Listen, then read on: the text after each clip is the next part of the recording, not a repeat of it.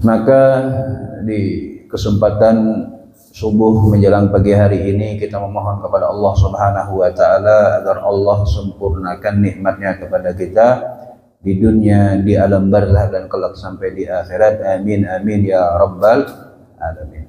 Kemudian kita haturkan salawat dan salam kepada Nabi besar Muhammad sallallahu alaihi wa ala alihi wasallam, yang karena berkat Nabi Muhammad lah Allah pandang kepada kita dengan pandangan rahmatnya.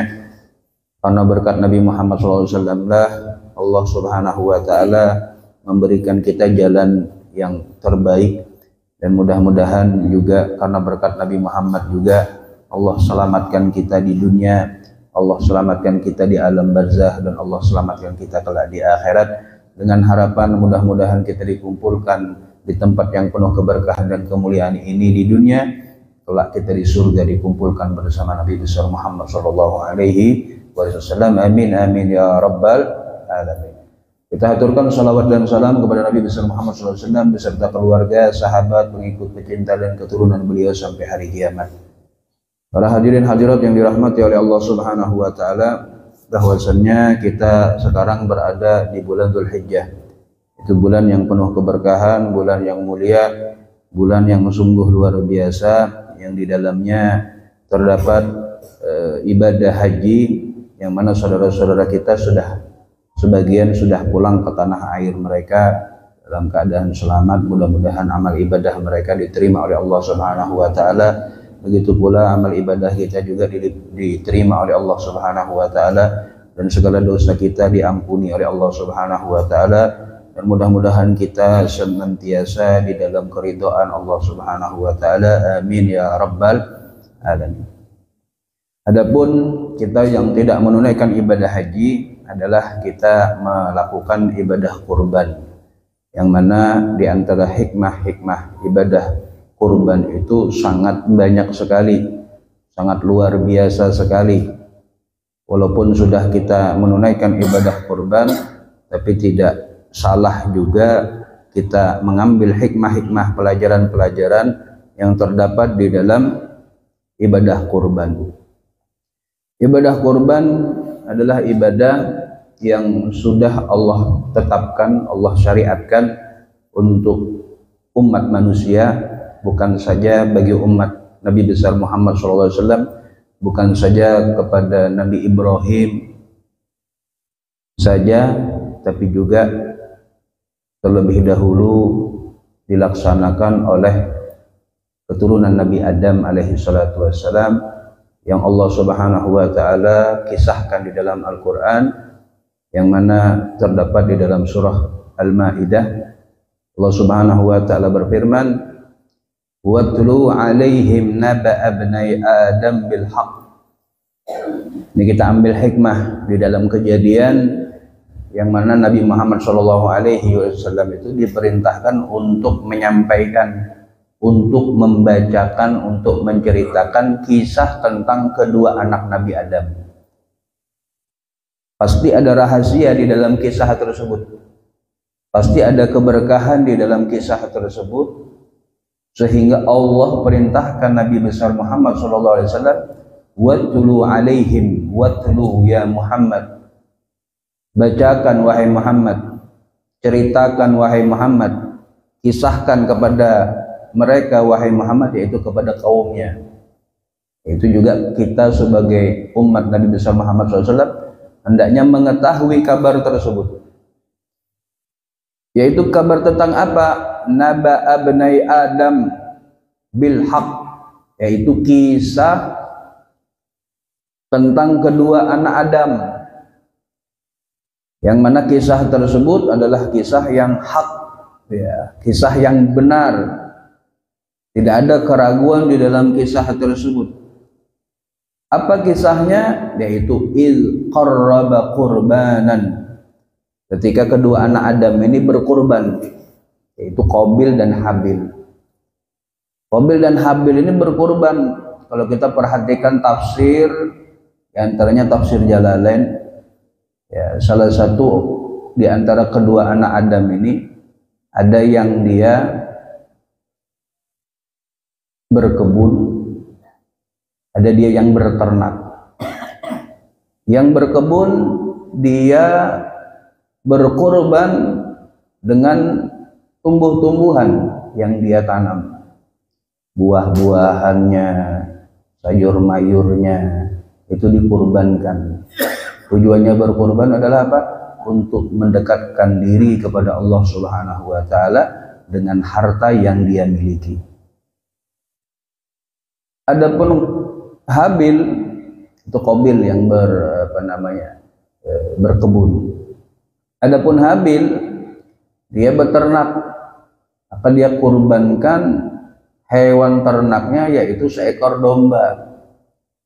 Ya, hewan domba yang dikurbankan untuk Allah Subhanahu wa taala, tujuannya adalah untuk mendekatkan diri kepada Allah Subhanahu wa taala.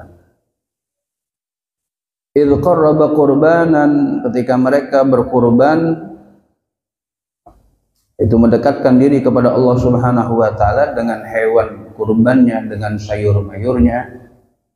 Maka salah satu hikmah yang pertama adalah ketika Qabil dan Habil ini berkurban, maka seketika ketahuan mana kurban yang diterima, mana kurban yang tidak diterima. Bagaimana kok bisa tahu, Bib? Ya, sebagaimana dikisahkan di dalam tafsir Jalalain, itu kalau orang berkurban zaman bahari itu begitu berkurban itu langsung dilahap api. Jadi misalnya kalau di kurbannya itu diterima, langsung dilahap api. Dilahap api langsung hilang. Nah, maka ini kurbannya yang diterima. Maka Allah kisahkan apa? Idz qarraba qurbanan fatuqbila min ahadihima wa lam yataqabbal minal akhar. Salah satu dari kurbannya Qabil dan Habil ini dua-duanya berkurban. Ternyata salah satunya yang diterima, yang salah satunya kada diterima. Salah satu hikmah yang pertama adalah kita sekarang sebagai umat Nabi besar Muhammad SAW itu diberikan keistimewaan yang luar biasa. Apa keistimewaan yang pertama adalah kurban yang kita kurbankan diterima atau tidak diterima itu kada ketahuan. Ada orang berkorban dengan harta korupsi, kira-kira diterima kada? Kada diterima, tapi kada ketahuan. Wah, ini diterima atau kada ketahuan. Tapi ketika Qabil dan Habil mereka berkorban, dua manusia anak Nabi, ini anaknya Nabi langsung anak Nabi langsung. Nabi Adam, Qabil dan Habil. Mereka berkorban. Ternyata salah satu diterima, salah satu kada diterima. Dan kejadiannya nyata, mana nang diterima, mana nang kada diterima. Begitu juga kalau misalnya sekarang orang berkorban dari duit cuntanan, nyuntaninya. Ya. Kalau bahasa kerennya korupsi, misalnya korupsi, atau dia jual narkoba, atau dia melakukan kemaksiatan yang lainnya, duitnya hasilnya dari sesuatu yang haram, maka sudah pasti kada diterima. Tapi kada ditampakkan oleh Allah Subhanahu wa taala mana hewan kurban yang hasil korupsi, mana hewan kurban yang halal dan thayyibah, kada ketahuan. Maka bagaimana nang sudah korupsi itu kayak apa? Ya kita nang kada tahu ya tetap ya kita memakan. Kan ngarannya kada tahu. Mun kita tahu kada mungkin kita makan. Oh, si fulan bin fulan tuh nah korupsi beberapa triliun nya berkurban, biar kada gua makan daging kurbannya dari hasil korupsi. Ya. Tapi subhanallah, karena rahmatnya Allah Subhanahu wa taala kepada kita sebagai umat Nabi Muhammad, itu kada ditampakkan mana nang hasil kada baik, mana nang hasil nang baik. Tergantung dari individu masing-masing orang nang berkorban. Orang nang makan daging korbannya, ya tetap ini dapat pahala, tetap ini dapat kemuliaan. Jadi kemuliaan itu bukan cuma bagi yang berkorban, nang nerima daging korban juga mulia. Karena apa? Karena memuliakan syariat Allah Subhanahu wa taala. Itu hikmah yang pertama, yaitu kisah kurban, yaitu yang dialami oleh Qabil dan Habil adalah Ketika berkurban kedua anak Nabi Adam itu ketahuan mana nang diterima, mana nang kada diterima. Kemudian apa yang terjadi? Ternyata si Qabil ini mengetahui kalau kurbannya kada diterima oleh Allah Subhanahu wa taala, maka dia mengatakan la aqtulannak. Wahai Habil, ini kurbanku ini kada diterima oleh Allah Subhanahu wa taala. Kurban pian diterima oleh Allah Subhanahu wa taala, maka aku akan membunuhmu. Irinya, hasutnya. Maka saudara kandungnya akan dibunuhnya, akan ditikamnya.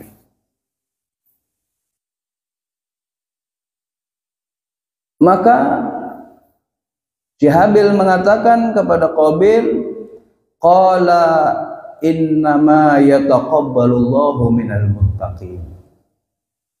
Wahai Qabil, jar Habil, sesungguhnya nang diterima oleh Allah Subhanahu wa taala itu adalah kebaikan atau kurban atau ibadah yang dilakukan oleh orang-orang yang bertakwa. Artinya apa? Artinya kita sudah berkurban atau kita akan berkurban, itu keberkahannya itu kembali kepada individu kita yang berkurban. Apakah sudah kita berkurban ini semakin dekat diri kita kepada Allah Subhanahu wa taala, atau sama hari-harinya inya sebelum berkurban, ketika berkurban sampai setelah selesai berkurban kehidupannya ketu-ketu aja. Kada ada peningkatan di dalam ketakwaan kepada Allah Subhanahu wa taala. Nya kurban, berkurban, tapi sembahyang kada sembahyang.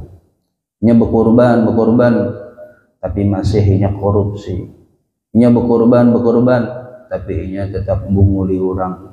Nya berkurban tapi maksiat dilakukan. Maka bagaimana diterima kurbannya oleh Allah Subhanahu wa taala? Karena di dalam kisah Qabil dan Habil, yaitu ketika Qabil ingin membunuh Habil, maka si Habil mengatakan kepada Qabil, innama yataqabbalullahu minal muttaqin, bahwasanya kurban yang diterima oleh Allah Subhanahu wa taala, wahai saudaraku, adalah hewan ataupun kurban yang dilakukan oleh orang-orang yang bertakwa. Jadi hikmah yang kedua adalah kembali kepada diri kita masing-masing yang sudah berkurban, maka kita memperbaiki kehidupan kita dengan meningkatkan nilai-nilai ketakwaan kita kepada Allah Subhanahu wa taala. Maka bagaimana caranya untuk kita cepat sampai kepada derajat takwa? Allah berfirman di dalam Al-Qur'an, ya ayyuhalladzina amanu kutiba alaikumusiyam kama kutiba alal ladzina min qablikum la'allakum tattaqun. Diwajibkan puasa sebagaimana diwajibkan orang-orang sebelum kalian, agar kalian menjadi orang yang bertakwa, agar menjadi orang yang bertakwa. Apakah setelah dia Ramadan ya masih dia kehidupannya kayak itu aja? Apakah termasuk orang yang meningkatkan ketakwaannya? Apakah dia termasuk orang yang bertakwa? Itu kembali kepada individu masing-masing. Ya, artinya harus ada perubahan. Maka bagaimana cara yang paling baik, cara yang paling tepat, cara yang paling ampuh untuk meningkatkan ketakwaan adalah dengan menghadiri majelis-majelis seperti ini. Kadang mungkin kita tahu ilmu, nasihat, cerita, kabar yang untuk bisa menambah nilai-nilai ketakwaan kita di luar daripada majelis-majelis ilmu. Ada mungkin mau pian di mall kah, mau pian di tepian kah, mau pian di tempat lain, kada ada nasihat, cerita atau tuntunan untuk meningkatkan ketakwaan tidak akan kita dapatkan di tempat lainnya kecuali di majelis-majelis ilmu seperti seperti ini. Maka bagaimana caranya kita untuk meningkatkan nilai-nilai ketakwaan kita kepada Allah adalah dengan senantiasa menghadiri majelis-majelis seperti ini. Mau majelis di masjid kah, pengajian di masjid kah, pengajian ibu-ibu kah, pengajian umum kah, atau pengajian-pengajian yang lainnya, itu adalah pengajian-pengajian yang memberikan kebaikan bagi kita untuk meningkatkan nilai-nilai ketakwaan kita kepada Allah Subhanahu wa taala yang paling cepat.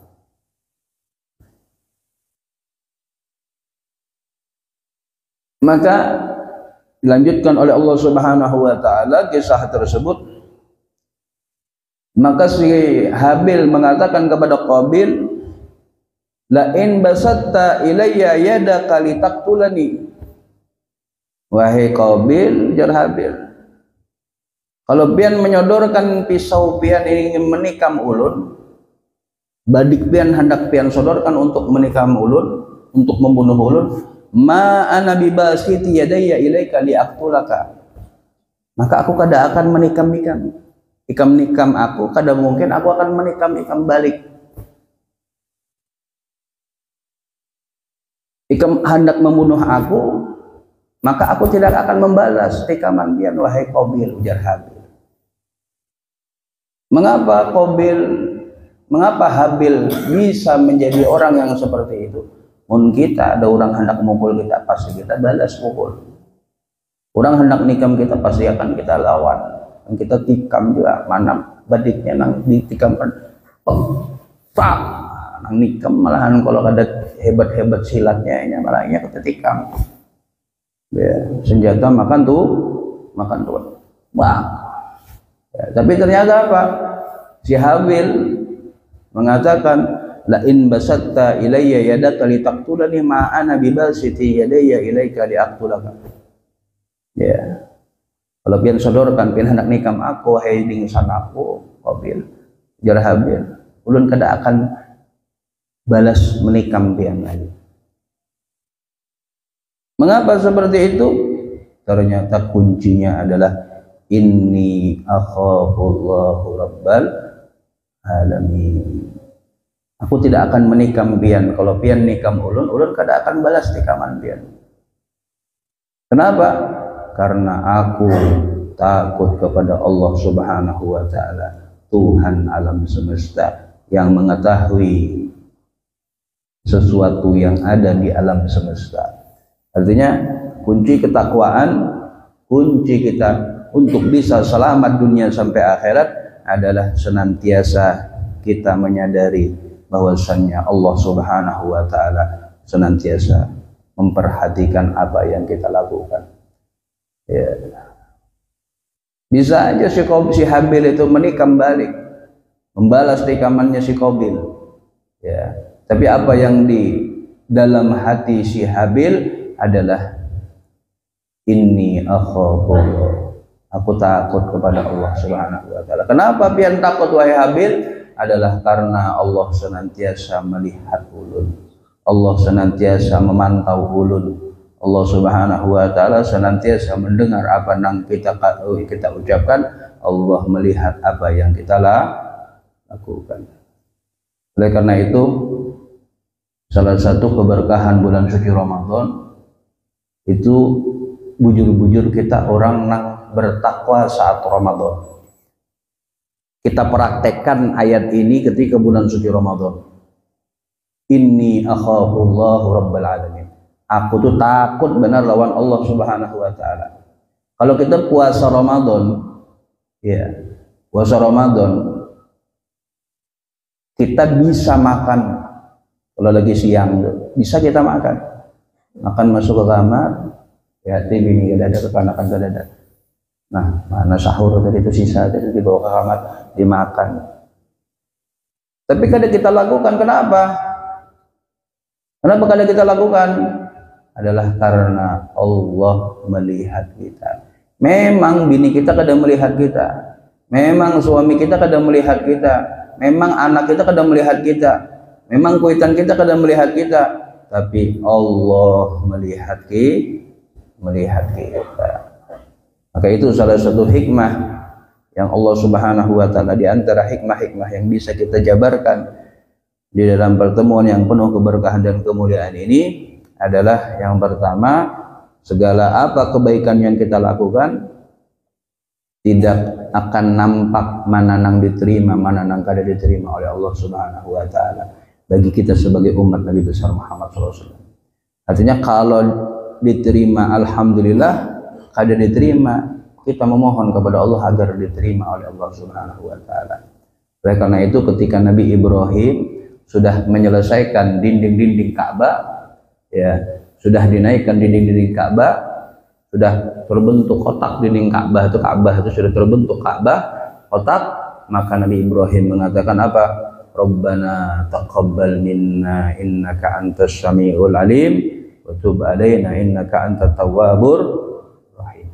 Jadi kalau kita sudah melakukan suatu kebaikan, suatu ketaatan, jangan lupa untuk memohon kepada Allah, ya Allah, Rabbana taqabbal minna, ya Allah, terima apa yang sudah kita lakukan, apa yang sudah kita berikan, apa yang sudah kita korbankan, pian terima ya Allah. Oleh karena itu kalau ibadah kurban itu dianjurkan menyaksikan penyembelihan kurban bagi nang berkurban, bagi nang menerima daging kurban.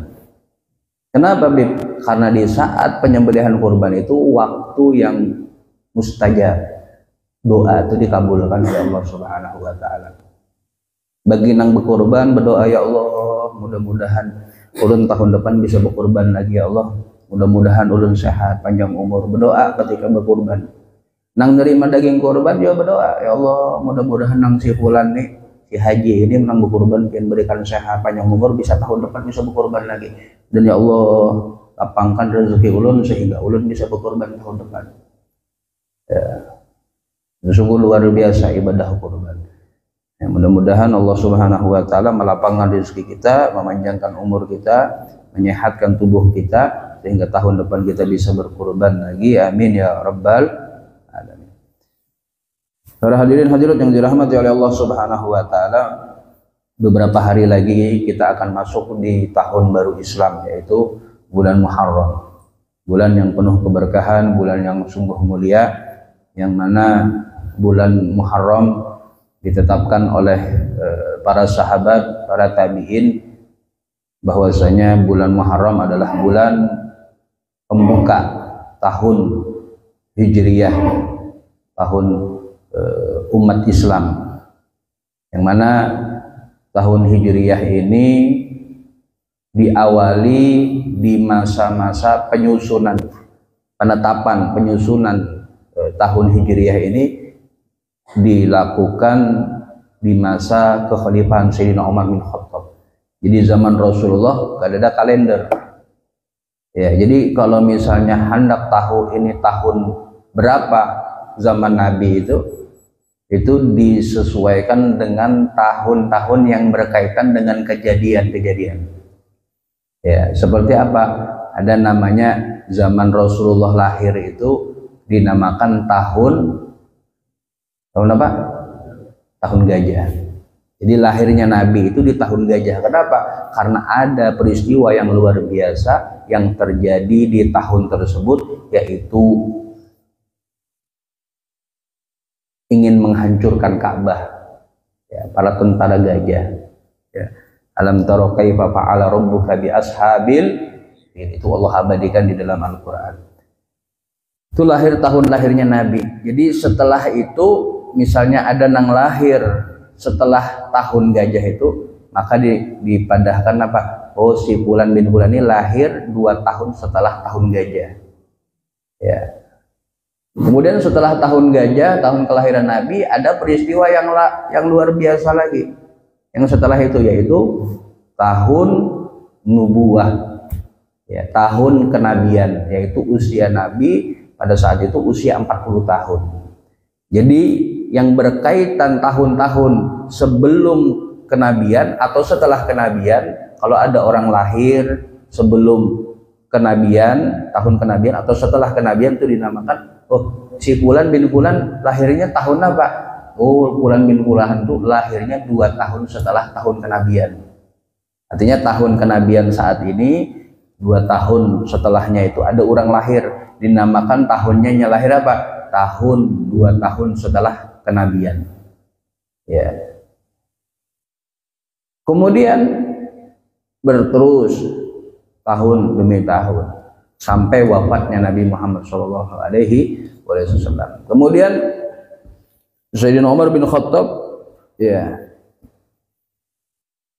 bingung. Para sahabat bingung untuk menentukan tanggalan ini. Umat Islam ini masih belum ada tanggalan kalender yang tetap. Maka Sayyidina Umar bin Khattab memanggil para sahabat.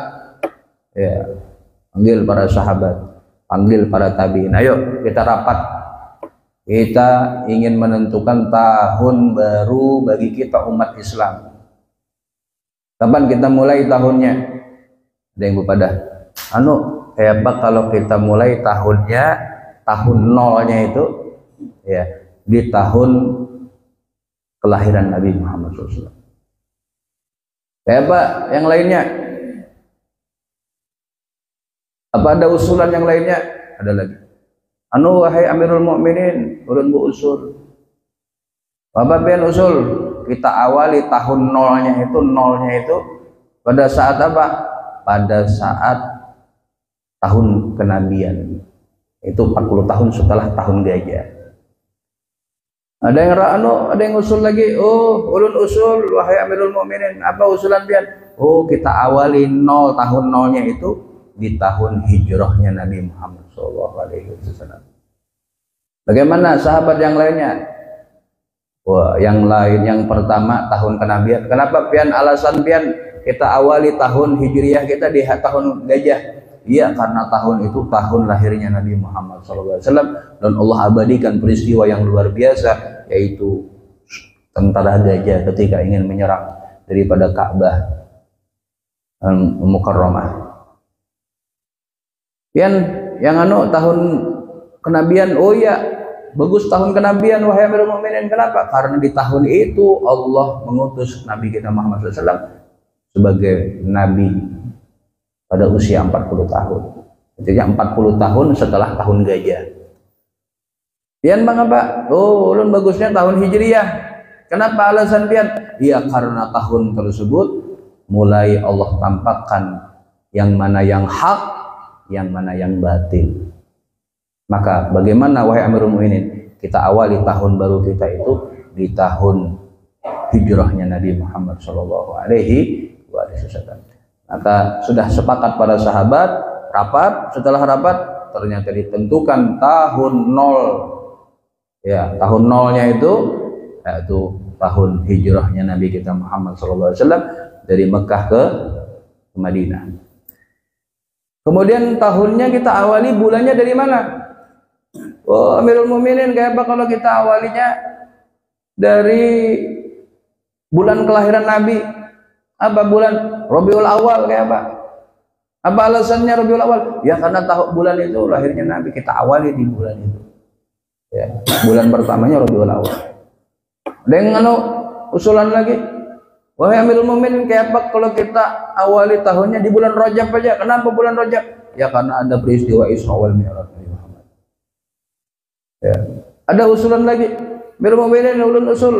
Apa usulan pian? Kita awali tahun baru kita di bulan Ramadan. Kenapa? Ya karena bulan Ramadan, syahrul Ramadan alladzi unzila fihil Qur'an. Bulan Ramadan itu diturunkan Al-Qur'an. Bulan yang luar biasa, bulan yang penuh keberkahan. Ada usulan yang lainnya? Amirul Mukminin, ulun usul. Apa usulan pian? Bagaimana kalau kita awali di bulan Muharram? Kenapa di bulan Muharram? Ya karena saudara-saudara kita yang sedang menunaikan ibadah haji sudah pulang ke kampung mereka masing-masing, sudah mereka menetap di rumahnya masing-masing, barulah setelah penutupan tahun baru diawali dengan awal baru tahunnya di bulan Muharram. Kenapa? Yaitu karena saudara yang sudah menunaikan ibadah haji kalau diawali di bulan Ramadan susah lagi. Ya, maka para sahabat sepakat awal tahun baru Islam, tahun baru Hijriyah diawali di bulan Muharram adalah karena bulan Muharram adalah bulan yang mana umat muslim bulan haram. Ya, Bulan haram itu Dzulqa'dah, Dzulhijjah, Muharram sama Rajab, 4 bulan haram. Sebagaimana Allah berfirman di dalam Al-Qur'an, "Inna iddatash syuhuri indallahi 12 syahran fi kitabillah yauma khalaqas samawati wal ard minha arba'atun hurum." Inna iddatash syuhur, bahwasanya bilangan bulan di sisi Allah itu 12 bulan. Mulai kapan 12 bulan itu? Yauma khalaqas samawati wal ard, yaitu pada hari Allah ciptakan langit dan bumi. Kenapa Beb kok harus ada bulan-bulan ini? 12 bulan, harinya 29 atau 30 ya. Terus harinya itu Senin, Selasa, Rabu, Kamis ya, atau Isnin, Selasa ya, Senin, Selasa, Rabu, Kamis. Kok 7 hari? Kenapa tidak 8 hari dalam seminggu? Sebulan itu kenapa kok tidak 40 hari? Ya, 1 tahun kok 12 bulan? Itu untuk menunjukkan kepada kita bahwasanya di dalam hari-hari, di dalam waktu-waktu, di dalam bulan-bulan itu ada waktu-waktu yang penuh keberkahan. Artinya keberkahan itu apa? Harinya sama 24 jam, minggunya sama 7 hari, ya. Bulannya sama 30 atau 29 hari ya. Kalau di Arab itu, kalau Nabi Muhammad itu menentukan 1 bulan itu 29 atau 30 hari, ada 31 ya. Jadi Nabi Muhammad SAW pernah ditanya, ya Rasulullah, 1 bulan itu berapa? Jadi Nabi Muhammad kadang menunjukkan dengan angka langsung, tapi Nabi Muhammad memberikan isyarat. Diulang 3 kali. Berapa 1 bulan, berapa hari ya Rasulullah 1 bulan? Ya, 3 kali 2. Artinya 30 hari baru Nabi Muhammad mengulang lagi. Nah, artinya 1 bulan itu bisa 30 hari, bisa 29 hari. Oleh karena itu, kalau kita menentukan Ramadan atau hari raya itu dengan melihat hilal ya, ru'yah. Kalau tidak bisa ru'yah, tidak kelihatan ru'yah, maka dengan hisab, yaitu dihitung tanggalnya. Tanggal sekian-sekian, kadang mungkin 31 ya, ru'yahnya tanggal 29. Kalau ru'yah tanggal 29 kada kelihatan, maka disempurnakan 30 hari. Seminggu 7 hari, 1 bulan 29 atau 30 hari, setahun 12 bulan. Kenapa kok 12 bulan?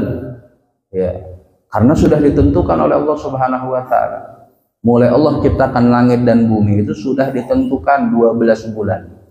Untuk tidak sama bulan-bulan satu dengan yang lainnya, yaitu Allah tentukan 4 bulan haram. Sama dengan dunia ini, tanah ini. Ya. Ada yang mengatakan dunia ini bulat, ada yang mengatakan datar. Sama tanah di sini dengan tanah di Mekah, tanah di Madinah, sama. Tapi beda ibadah kita di sini dengan ibadah kita di sana. Kalau ibadah kita di sini dilipat kalikan sampai 10 kali lipat. Tapi kalau di sana suatu kebaikan dilipat gandakan sampai 1000 kali lipat, sampai 10.000 kali lipat, sampai 100 kali 1000 kali lipat. Ya. Kenapa? Karena sana tanah suci, karena di sana tanah haram, karena di sana tanah penuh berkah. Satu amalan yang kita lakukan di Indonesia sama 2 rakaat tahiyatul masjid. Ya, kita tahiyatul masjid di sini 2 rakaat dengan kita tahiyatul masjid di Masjid Nabawi sama 2 rakaat juga. Ya, tapi ganjaran pahalanya berbeda. Oleh karena itu umat muslim berlomba-lomba untuk menunaikan ibadah haji, berlomba-lomba untuk menunaikan ibadah umroh, mengeluarkan harta puluhan juta bahkan ratusan juta. Untuk apa? Untuk mencapai, menginjakkan batis beribadah di tanah haram, tanah yang penuh keberkahan, yang mana suatu kebaikan dilipat gandakan sampai beribu-ribu kali lipat. Itu yang berkaitan dengan tanah. Ada yang berkaitan dengan waktu, yaitu 12 bulan. Semua sama 12 bulan, 24 jam hariannya, Ya, 7 hari mingguannya, 1 bulannya 29 atau 30 hari. Tapi berbeda kalau bulan haram sama bukan bulan haram. Kalau bulan haram itu suatu kebaikan yang dilakukan, pahalanya lebih besar lipatan gandanya oleh Allah Subhanahu wa taala dibandingkan hari di luar bulan haram. Ya. Artinya Dzulqa'dah, Dzulhijjah sama Muharram 3 bulan, sama Rajab 4 bulan. Ini 4 bulan haram. Artinya kebaikan yang kita lakukan itu dilipat gandakan oleh Allah Subhanahu wa taala sampai puluhan ribu kali lipat. Berbeda dengan bulan selain bulan haram. Ya. Apa ada lagi Bib yang lebih istimewa di antara 4 bulan ini, yang lebih istimewa lagi? Ya, dari 12 bulan itu, yang paling istimewa dari 12 bulan itu 4 bulan haram. Kemudian setelah 4 bulan haram ini ada lagi yang lebih istimewa lagi. Hari apa itu? Yaitu 10 hari awal bulan Dzulhijjah.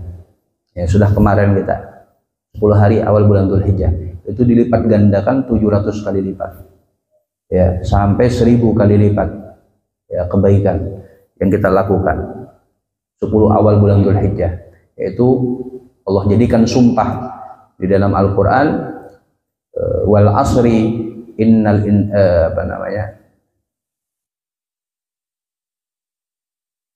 wal fajri walayalil asr.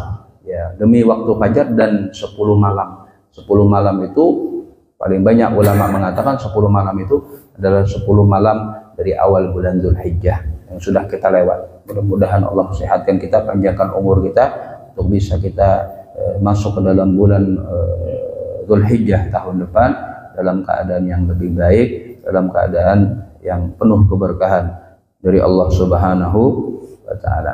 Artinya ini masih ada kita beberapa hari di bulan Dzulhijjah, kemudian kita akan menyambut bulan Muharram, yaitu kebaikan dilipat gandakan oleh Allah Subhanahu wa taala dengan berpuluh-puluh kali lipat, bahkan bisa ratusan ribu kali lipat, karena di bulan haram ini Allah Subhanahu wa taala tentukan 4 bulan haram adalah 4 bulan yang penuh keberkahan.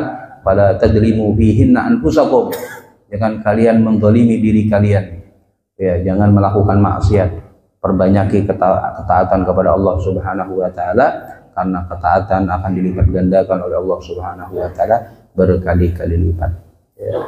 Mudah-mudahan Allah Subhanahu wa taala berikan kesehatan, panjang umur bagi kedua orang tua kita, dan mudah-mudahan Allah Subhanahu wa taala memberikan kesehatan juga panjang umur kepada guru-guru kita, dan mudah-mudahan orang tua kita, kerabat kita, tetangga kita, guru kita yang sudah meninggal dunia, mudah-mudahan Allah ampuni dosa mereka, Allah ridhoi mereka, Allah angkat derajat mereka, Allah kumpulkan mereka bersama Nabi besar Muhammad SAW, nabiyyin siddiqin wa syuhada wa sholihin. Dan kita memohon kepada Allah Subhanahu wa taala, khususnya bagi negeri kita Republik Indonesia, mudah-mudahan Allah jadikan negeri yang kita cintai ini sebagai negeri baldatun thayyibatun wa rabbun ghafur. Dan kita memohon kepada Allah Subhanahu wa taala juga bagi saudara-saudara kita di Palestina, di Eropa, di Gaza, dan seluruh penjuru dunia, Sudan, Libya, Yaman, dan seluruh penjuru dunia, mudah-mudahan Allah jaga saudara kita, diberikan kesehatan bagi mereka, diberikan perlindungan dari Allah Subhanahu wa taala, diberikan kemenangan bagi mereka, diberikan kesabaran, diberikan kelapangan, dan mudah-mudahan Allah kumpulkan kita bersama mereka di dalam surganya Allah Subhanahu wa taala, nabiyyin wasiddiqin wa syuhada wa sholihin. Dan kita masuk ke dalam panji, di bawah panjinya Nabi besar Muhammad sallallahu alaihi wa ala alihi wasallam. Mudah-mudahan Allah berkahi harta kita, Allah berkahi usaha kita, Allah berkahi usia kita, Allah berkahi seluruh urusan dunia kita, Allah berkahi rumah tangga kita, Allah berkahi suami kita, Allah berkahi istri kita, Allah berkahi anak keturunan kita, Allah berkahi seluruh urusan dunia kita, Allah berkahi urusan barzah kita, Allah berkahi urusan akhirat kita. Dan mudah-mudahan Allah cabut nyawa kita dalam keadaan husnul khatimah, ya Allah biha ya Allah biha ya Allah bihusnil khatimah, ya Allah biha ya Allah biha ya Allah bihusnil khatimah, ya Allah biha ya Allah bihusnil khatimah. ربنا وأبانا السلام الصالحون وادخل نيتنا في نياتهم وعمل على هذه النية ونستحضر أرواح مطهرة الزاكية في هذا المسجد المبارك في هذا الاجتماع المبارك في هذا المجلس المبارك ويدخل نيتنا في نياتهم وعملنا في أعمالهم على هذه النية وكل صالحة إلى حضرة النبي محمد صلى الله عليه وعلى آله وصحبه وسلم بسر الفاتحة.